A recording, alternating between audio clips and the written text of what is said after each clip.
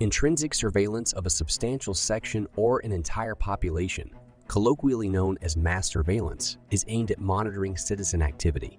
This task is often undertaken by local and federal government bodies, including organizations such as the NSA, although corporations may also participate either in collaboration with governments or independently.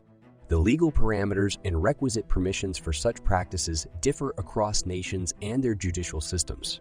The strategy is a prominent feature of totalitarian regimes and is distinct from targeted surveillance. Mass surveillance is frequently framed as essential for combating terrorism, preventing crime and social unrest, ensuring national security, and exercising population control. Nevertheless, equal criticisms exist against mass surveillance for infringing on privacy rights, curtailing civil and political freedoms, and its potential illegality under various legal or constitutional frameworks. Another concern is that escalated mass surveillance could potentially lead to a surveillance state or an electronic police state, wherein civil liberties are compromised or political dissent crushed through COINTELPRO-like programs, creating a totalitarian state. The mass surveillance practices of global governments were questioned in 2013 following Edward Snowden's revelation of the National Security Agency, NSA, of the United States surveillance practices. Snowden's leaked documents instigated a global debate about civil liberties and digital age privacy rights given its pervasive nature. Mass surveillance is recognized as a worldwide issue. The Aerospace Corporation of the United States predicts a near-future geo-wide singularity, where AI systems will analyze every event on Earth's surface and the information then distributed and made available globally in real time. Case studies across 47 countries conducted by Privacy International in 2007 noted an amplification in surveillance and a decrease in the functioning of privacy checks compared to the previous year.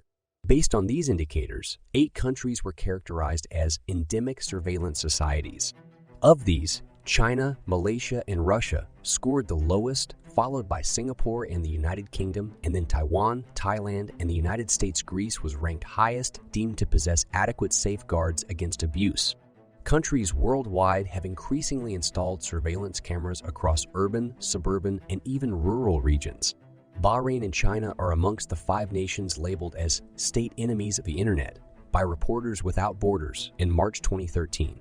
This title was designated to countries with governments that actively engage in surveillance of the news industry, thereby breaching fundamental human rights and the freedom of information. In Bahrain, the situation is dire, boasting one of the globe's highest rates of internet monitoring and censorship. The monarchy wields cutting-edge tools to spy on its citizens, with the online pursuits of news providers and dissidents meticulously observed and incidences of surveillance escalating. In July 2021, reports unveiled that Bahrain utilized Pegasus, the Enso Group's phone malware software widespread amongst authoritarian governments worldwide. Despite their questionable human rights track records, these governments exploit the software to conduct unauthorized, large-scale surveillance by hacking and infecting devices with malware. The software's capabilities include accessing messages, photos, call records, and remotely activating microphones and cameras. Yusuf al-Jamri, after seeking asylum in the UK from Bahrain, filed legal charges against Bahrain and the Enso Group for infiltrating his phone with military-grade malware in August 2019. Researchers from Citizen Lab in Toronto confirmed the hacking, and al-Jamri purported personal injury, privacy breach, distress, and anxiety as direct fallout from this invasion. Despite no comments forthcoming from either accused party, al-Jamri's legal representatives forwarded allegations in a pre-claim letter to the Enso Group and the Bahraini government. Also flagged as a state enemy of the internet, the state or the Chinese Communist Party controls all internet access in China.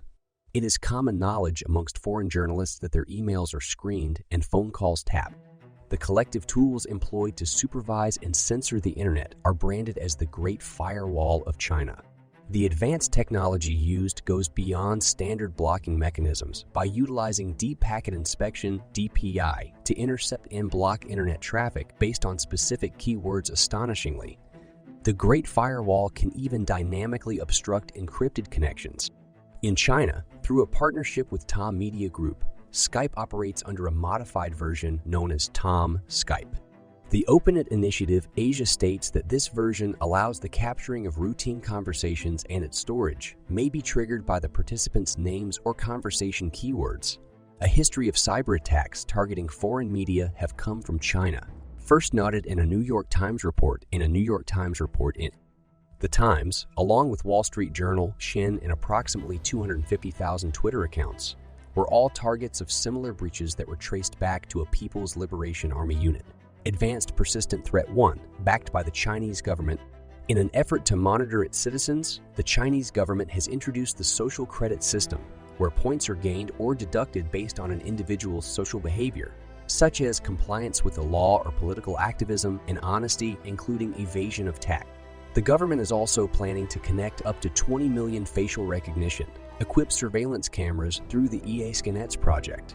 This will enable the authorities to locate fugitives and suspects within minutes.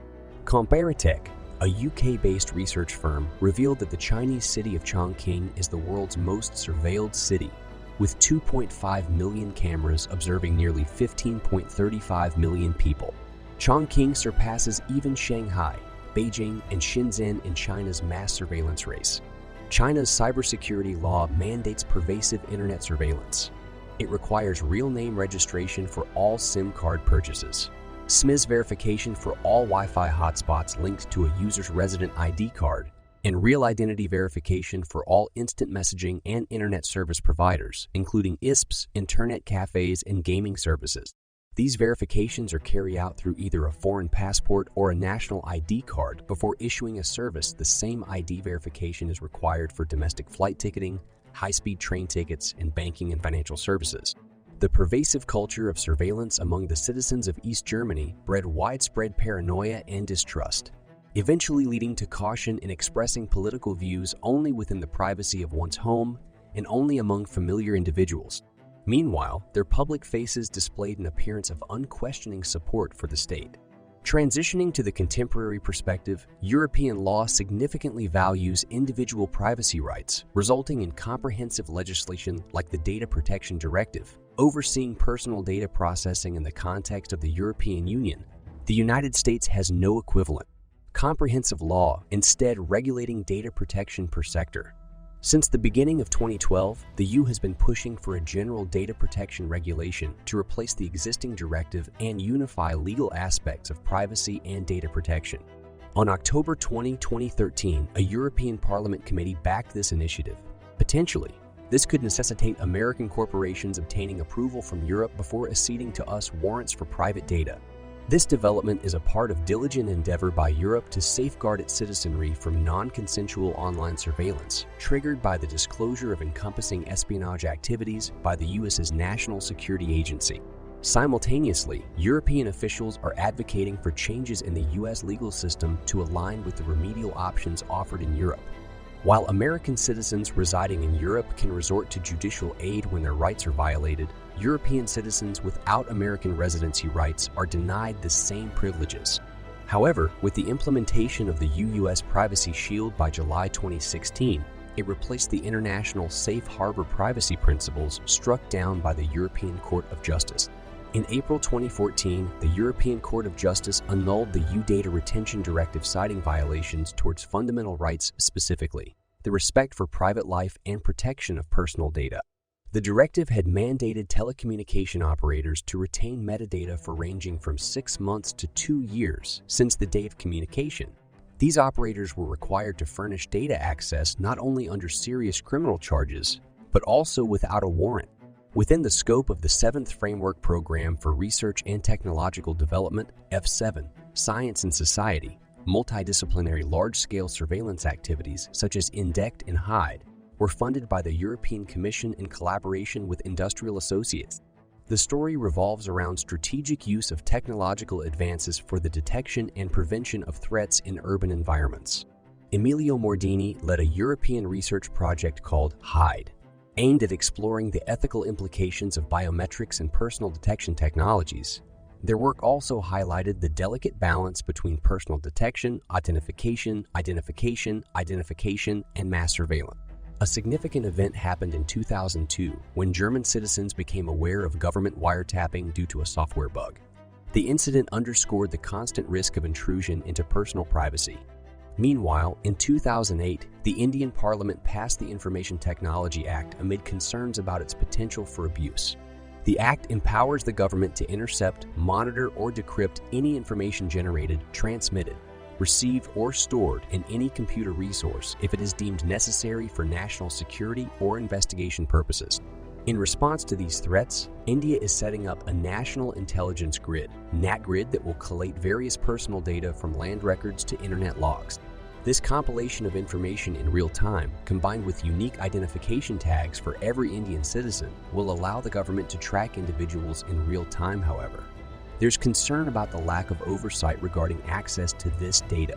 This dynamic canvas is further complicated by several Indian states implementing CTV surveillance systems with biometric capabilities, thus creating an all-encompassing profile of individuals and stirring up privacy debates. The narrative thus offers an analytical view of the evolving field of national security and the intrinsic ethical questions about protecting individual privacy. Huawei and Zdia have been supplying Iran's leading mobile broadband provider, Mobinet, and the telecommunication company of Iran with technologies that allow for email content analysis, internet browsing history tracking, and certain website access blocking. Huawei's technology also provides the option of mobile network monitoring. Similarly, devices created by Ericsson and Nokia Siemens Networks, which was later acquired by Travasor, have been utilized to enable emissions interception and pinpoint user locations, Israeli surveillance technology. Namely, the Net Enforcer device and American equipment through Chinese firm Z found their way to Iran. Concerning Iran citizen surveillance, it passed a law in 2023 authorizing unrestricted access to the extensive digital footprints of its citizens, which encompasses everything from location data to photograph. This continual surveillance forms part of Iran's 7th Quinquennial Development Program. In July 2018, in response to the increasing incidence of child pornography and crime involving minors, the Malaysian police established a specialized unit known as the Malaysian Intercept Crimes Against Children Unit. Using software developed in the US, this unit engages in real-time mass internet surveillance of all Malaysian users and compiles a comprehensive digital profile of each user. Mexico has made significant investments in military mass surveillance to combat entrenched criminal networks and drug trafficking issues. The population's somewhat lukewarm attitude toward democracy and preference for an authoritarian model focused on resolving societal issues might make it easier for mass surveillance initiatives to take root. A 2004 report highlighted the Netherlands' extensive use of covert surveillance, with more secret wiretaps and communications interceptions per capita than any other country. The country's military intelligence service, MIVD, operates facilities designed to intercept foreign satellite links and high-frequency radio traffic. Under the cloak of its moniker surveillance state, North Korea's regime has absolute authority over all telecommunications and internet usage. Regular instances of incarceration for external communication are prevalent, and the government strictly governs what electronic appliances North Koreans can possess to prevent them from receiving broadcasts from neighboring countries such as South Korea, China, and Russia. The regime makes no secret of its rampant scrutiny over its population, while an increasing number of North Koreans do own smartphones. These gadgets are under stringent control, monitoring and censoring all activities of the users. A 2015 report by Reuters revealed that Korealink, North Korea's official mobile network, boasts around 3 million subscribers in a nation of 24 million. In contrast, Russian laws such as SORM and SORM 2 enable 8 state agencies to monitor all forms of communication without a warrant, creating a conflict with Article 23 of Russia's constitution, which protects individuals' right to private life and correspondences. However, in 2015, the European Court for Human Rights deemed this legislation a violation of Article 8 of the European Convention on Human Rights. Zakharov v. Russia. In another powerful surveillance regime, Singapore is dubbed the City of Censors. Its extensive surveillance infrastructure includes public area, sective, internet traffic monitoring, and surveillance metadata usage for government schemes. Mandatory SIM card registration, even for prepaid cards, further strengthens the government's right to access communication data. Single, the country's largest telecom company, has close government ties and broad legislative support that allows it to obtain sensitive data from its citizens without court permission. Comprehensive security camera installations in Singapore serve as a deterrent not only against terrorism, but also for public nuisances like loan sharks and illegal parking. Irrespective of geographic location, these surveillance states use technology to maintain a tight grip on their citizens, intruding on their right to privacy in the name of national security. In an effort to bolster their search and rescue operations, including during hostage situations and public incidents, the Singapore police force has rolled out a tethered, unmanned aerial vehicle, UAV. This move mirrors the growing international trend towards embracing mass surveillance technology for security purposes. With regards to this, in 2017, a Privacy International report suggested that Spain may be among the 21 European countries allegedly withholding information, known as data retention. Additionally, back in 2014, numerous defense lawyers attempted to oppose multiple cases that utilized mass storage as substantial evidence for conviction, as documented by the European Agency for Fundamental Rights. Before 2009, the National Defense Radio Establishment, FRA, of Sweden only focused on wireless signals intelligence, SIGIN, with lax regulation. However, December 2009 witnessed new legislation that permitted the FRA to supervise cable-bound signals crossing the Swedish border. Communications providers are mandated to transfer cable communications crossing Swedish borders to specific interaction points under strict confidentiality, with the data accessed only subsequent to a court order. This legislative shift faced opposition due to public concern over excessive surveillance, a notion vehemently denied by the FRA, which insists they cannot launch surveillance independently and requires a special court authorization for any SIGIN activities. The Minister of Defense, Sten Tolgfors, argued that these restrictions should nullify any concerns regarding mass surveillance. Nevertheless, the internet layout in the Nordic region implies that a significant volume of Norwegian and Finnish traffic will be impacted. Meanwhile, Reporters Without Borders included Syria in its March 2013 list of state enemies of the internet, countries known for intrusive surveillance of news providers, resulting in gross violations of freedom of information and human rights. The Syrian government has reportedly ramped up its web censorship and cyber monitoring as the civil war has escalated. In a twist of events, in October 2016, The Intercept disclosed an account of Simone Margatelli, an Italian security researcher who was allegedly solicited for mass surveillance operations conducted by the United Arab Emirates. Margatelli reported he turned down the proposal from Abu Dhabi-based cybersecurity firm Dark Matter, and instead penned a blog post revealing the company's alleged intentions. In response, Dark Matter contested this claim, clarifying that the individual who Margatelli said interviewed him was only a casual advisor, no longer affiliated with the company. The privacy policy of a certain application stated that users' personal data could be shared with regulatory agencies and law enforcement, spurring allegations of privacy invasion. TikTok's founders, Giacomo Ziani and Long Ruan, disputed these claims. Later, Google Play Store reinstated the app. In July 2020, the United Arab Emirates found itself yet again under scrutiny for its surveillance measures, especially given its high per capita rate of surveillance cameras, one of the highest worldwide. Attesting to the effectiveness of such measures, the government pointed out that their use has aided in maintaining its status as one of the world's safest countries. A deeply ingrained facet of the UK's public consciousness is the country's history of state surveillance, dating back to the 19th century.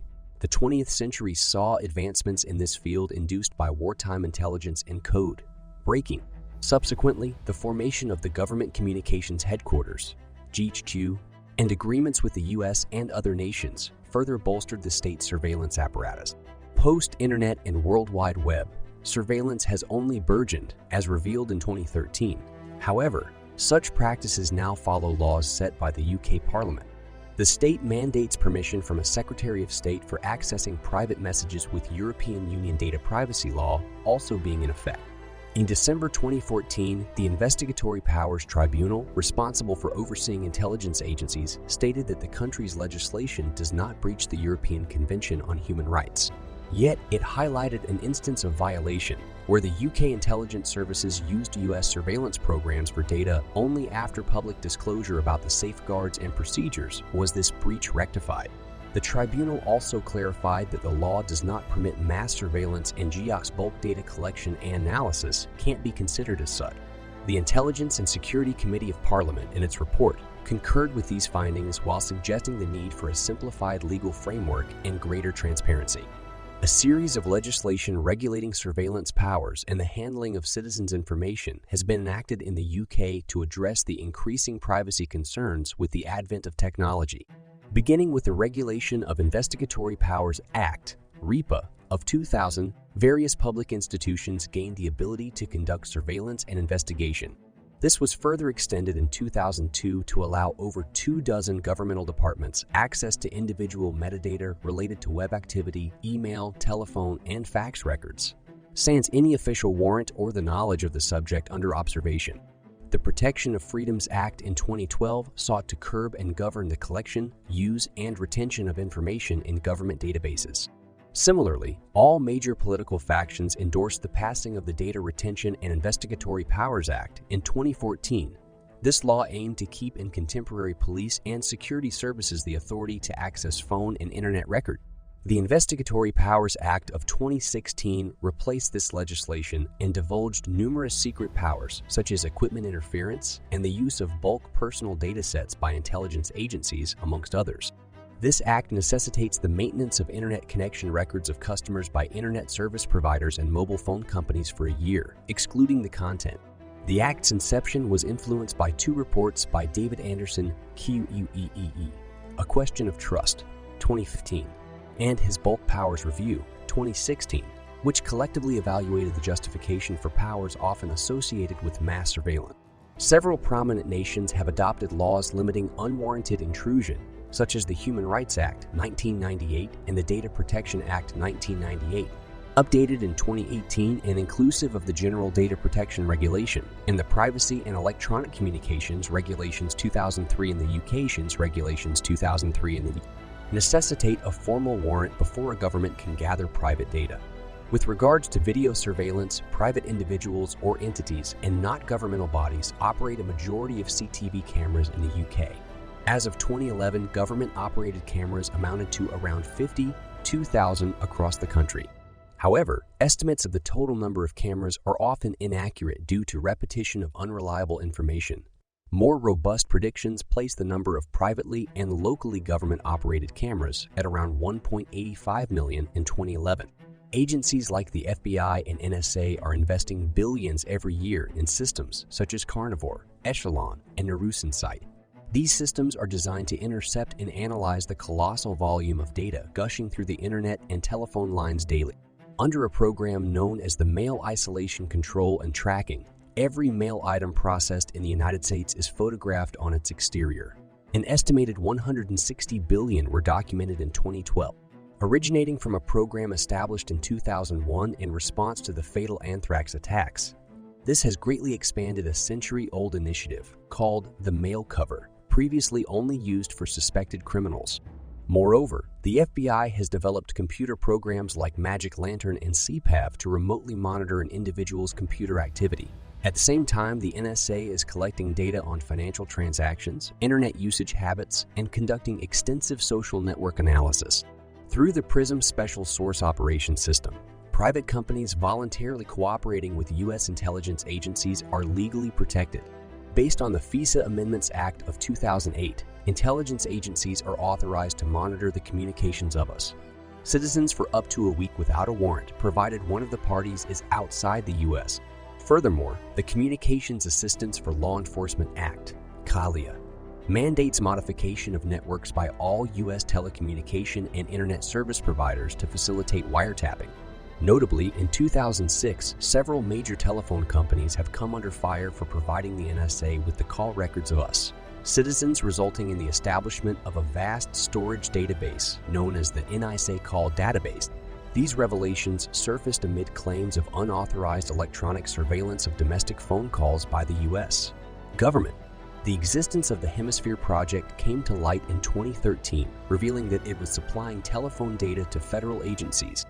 This narrative focuses on the critical examination of the pervasive use of networking technologies, devices, and software systems in global surveillance activities.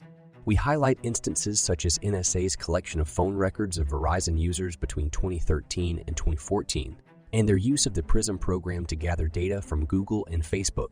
Since Snowden released nearly 7,000 classified documents, it seems like the exposed information only scratched the surface of the true extent of surveillance, violating individual privacy rights as stated in the Fourth Amendment.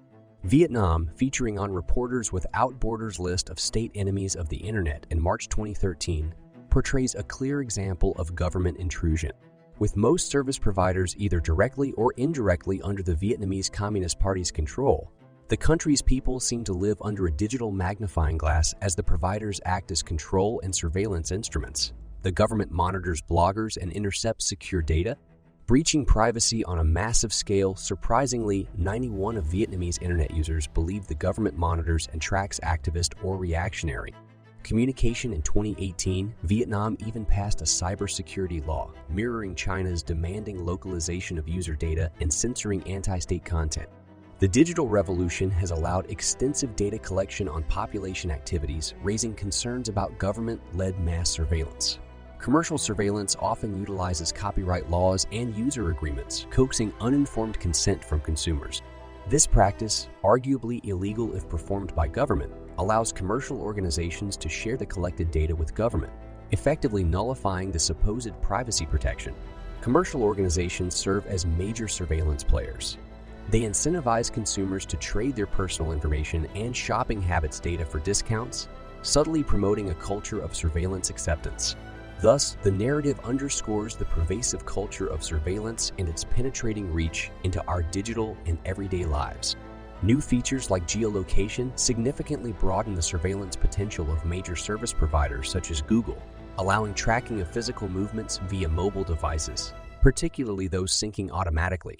Google's Gmail service is increasingly developing as a standalone application, which can activate synchronization even without a web browser being active. This was a feature highlighted at the Google I/O 2009 Developer Conference as part of future H5 features, which Google and other companies are steadily establishing and endorsing. Seizing the power of a truly mobile web.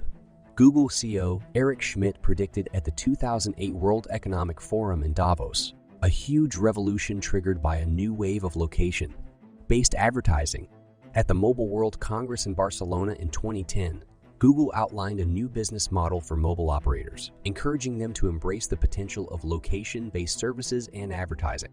With Google as the advertising provider, every operator using their service would be revealing their mobile customers' locations to Google, providing Google with a more comprehensive understanding of their consumers while sharing with Google remains optional. Schmidt anticipates that the majority will eventually choose this due to the advantages stored in Google's servers.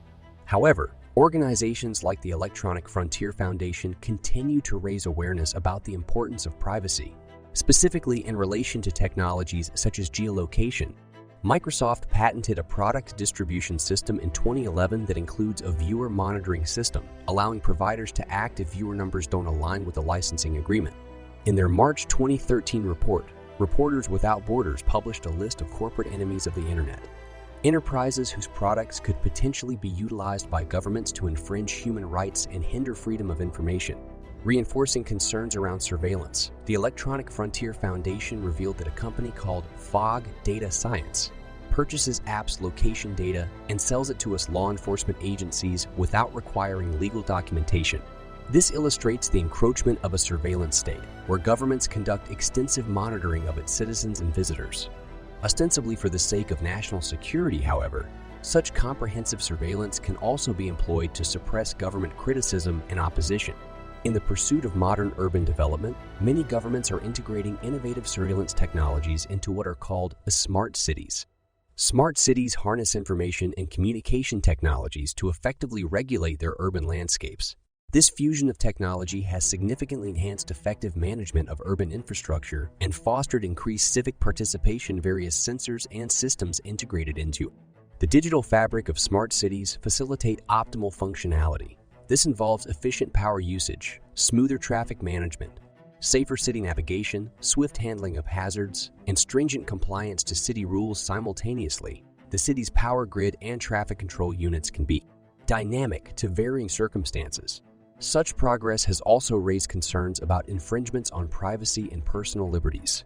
The seamless integration of information and communication technologies into daily life exponentially increases the state's monitoring abilities. It is of concern that citizens might remain oblivious to the data accessed about them. The timing and reasons for such access, this could inadvertently pave way for what can be described as an electronic police state. Various cities globally such as Shanghai, Amsterdam, San Jose, Dubai, Barcelona, Madrid, Stockholm, and New York have already adopted contrasting methodologies of smart city technology. An electronic police state is one wherein the government applies rigorous electronic means to collect and interpret information about its citizens. Besides common methods, such as monitoring of telephonic conversations, web activity, emails, mail, and radio, the regime might also widely employ video surveillance techniques. While the collected data is often clandestine, the driving factors behind the formation of such a state seemingly relate more to financial capabilities and public consensus rather than political interest.